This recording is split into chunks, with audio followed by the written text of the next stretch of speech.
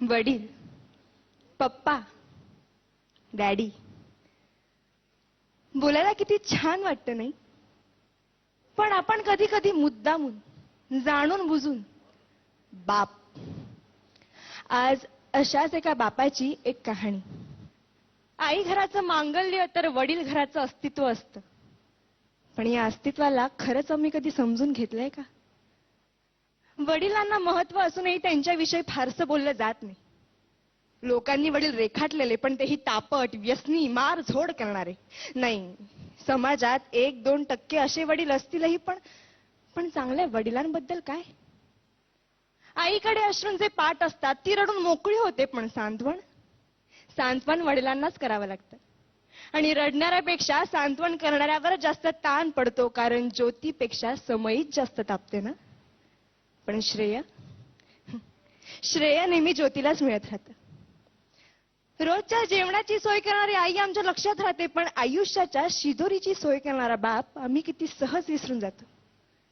आई सर्वांसमोर मोकळेपणाने रडू शकते, पण रात्री उशीत तोंड खुपसून मुसमुसतात ते आपले वडीलच असतात.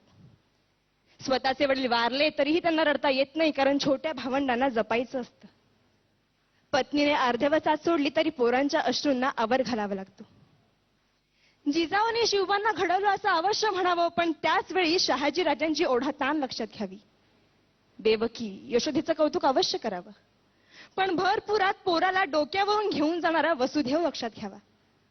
राम हा कौसल्याचा पुत्र अवश्य, पण पुत्र वियोगाने तरफडून मरणारा पिता दशरथच होता. वडिलांच्या टाचा झिजलेला चपला, त्यांची फाटकी बनियन पाहिली की कळतं आमच्या नशिबाची भोकं त्यांच्या बनियनला पडलीत. त्यांचा दाढी वाढलेला चेहरा त्यांची काट कसर दाखवतो. मुलाला लुंगी घेतील, मुलीला गाऊन घेतील, पण स्वतः मात्र जुनीच पॅन वापरते. मुलगा सलूनमध्ये 30 रुपये खर्च करतो, मुलगी पार्लरमध्ये 25 रुपये खर्च करते, पण त्याच घरातला बाप दाढीचा साबण संपला म्हणून अंघोळीच्या साबणाने दाढी खरवडीत. तेही नाहीतर कधी कधी फक्त पाणी लावून दाढी करीत. ते आजारी पडले तरी लगेच दवाखान्यात जात नाही, ते आजाराला मुळीच घाबरत नाही. पण डॉक्टर एखादा महिना घरी आराम करायला लावेल यांची त्यांना भीती वाटते, कारण मुलीचं लग्न, पोराचं शिक्षण बाकी असतं. घरात उत्पन्नाचं दुसरं साधन नसतं, ऐपत नसते, तरी मुलाला मेडिकल इंजिनिअरिंगला प्रवेश मिळवून दिला जातो. ओढाताण सहन करून पोराला दर महिन्याला पैसे पाठवले जातात. सर्वच नसली तरी काही मुलं अशी असतात की तारखेला पैसे येताच मित्रांना परमिट रूम मध्ये पार्ट्या देतात, आणि ज्या वडिलांनी पैसे पाठवले त्या वडिलांची टिंगल करतात. एकमेकांच्या वडिलांच्या नावाने एकमेकांना हाका मारतात. ज्या घरात वडील आहे त्या घराकडे कोणीही वाईट नजरेने बघू शकत नाही, कारण घरातला कर्ता जिवंत असतो.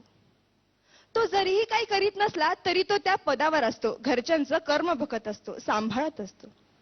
आई असण्याला अथवा आई होण्याला वडिलांमुळेच अर्थ असतो. कोणत्याही परीक्षेचा निकाल लागल्यावर आई जवळची वाटते, कारण ती जवळ घेते, कवटाळते, कौतुक करते. पण गुपचूप जाऊन पेढ्यांचा पुडा आणणारा बाप कोणाच्याच लक्षात राहत नाही. चटका बसला, ठेच लागली, फटका बसला तर आई ग हाच शब्द बाहेर पडतो. पण हायवेचा रस्ता ओलांडताना एखाद्या मोठ्या ट्रकने अचानक ब्रेक लावला तर बाप रे हाच शब्द बाहेर पडतो. कारण छोट्या संकटांना आई चालते हो, पण मोठी वादळ पेलताना बापच आठवतो. काय पटतंय का? मंगल प्रसंगी अख्खं कुटुंब जातं, पण मैताच्या प्रसंगी बापालाच जावं लागतं. मुलाच्या नोकरीसाठी साहेबांपुढे लाचार होणारा बाप, मुलीच्या स्थळासाठी उंबरठे झिजवणारा बाप, खर्चांसाठी स्वतःच्या व्यथा दडपणारा बाप खरंच किती ग्रेट असतोय.